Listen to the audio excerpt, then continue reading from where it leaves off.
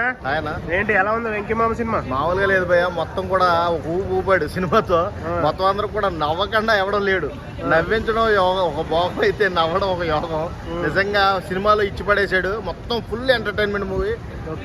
Starting నుంచి ending వరకు కూడా మొత్తం కూడా రియల్ లైఫ్ లో మనం నేర్చుకోవాల్సిన సిచ్యువేషన్స్ చాలా ఉంటాయి.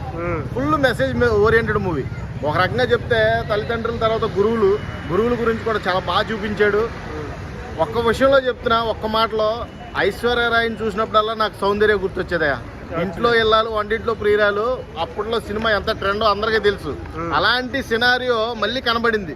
మళ్ళీ ఇక్కడ ఐశ్వర్య రాజేష్ ఫుల్ఫిల్ చేసింది. మీనాక్షి చౌదరి మెయిన్ హీరోయిన్ అయితే బాగుండని చాలా మంది కురకారు డిసప్పాయింట్ అయ్యారు. ఆ డిసప్పాయింట్ అవడానికి ఏకైక కారణం ఏంటంటే ఆవిడ చేసుకున్న పోలీస్ డ్రెస్ క్యారెక్టర్ అయితే ఎరగదీసింది. ఓవరాల్ గా గుడ్ మూవీ. ఈ సంక్రాంతి పండగ మొత్తం కూడా ఈ సినిమాలో మనం చూడవచ్చు. అక్కడ ముగ్గురు గాడి నుంచి ఆ పల్లెటూరు వాతావరణం, బ్యాక్ డ్రాప్ అవన్నీ కూడా ఓవరాల్ మూవీ ఎక్సలెంట్ మూవీ. ఈ తరానికి మంచి, అంటే ఫ్యామిలీ అంతా కూడా వచ్చి సరదాగా ఎంజాయ్ చేసి ఫన్ తో బయటకు వెళ్ళే ఏకైక మూవీ సంక్రాంతికి వస్తున్నాం. గుడ్డోడు క్యారెక్టర్ ఉందంటే ఎలా ఉందండి? గుడ్డోడు క్యారెక్టర్ హైలైట్ భయ్య, సినిమాకి హైలైట్. అసలు చాలా మంచి క్యారెక్టర్. జూనియర్ వెంకటేష్ ఇరగదీశాడు.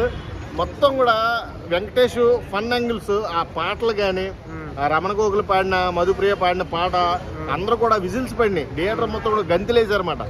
ఓవరాల్ గా ఆ రమణ గోకుల గారే కాదు, ఓవరాల్ గా సినిమా మొత్తం కూడా ఒక ఫన్ ట్రాక్ లో తీసుకెళ్ళిన అనిల్ రావుపూడికి దండం పెట్టాలి.